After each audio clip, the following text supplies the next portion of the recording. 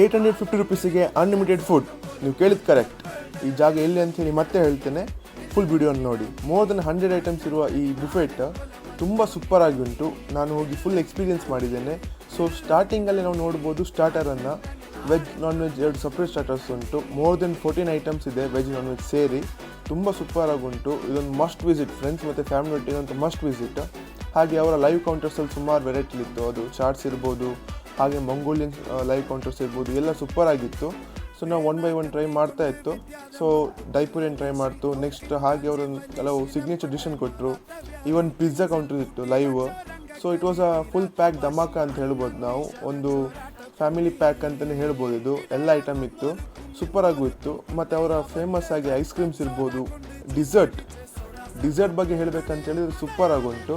So ನೀವು ಹೆಸರು ನೋಡಿರ್ಬೋದು, ಎಲ್ಲ ಇದಿರೋದು ಬಿಗ್ ಬಾರ್ಬಿಕ್ಯೂ ಬೆಂಗಳೂರಲ್ಲಿ.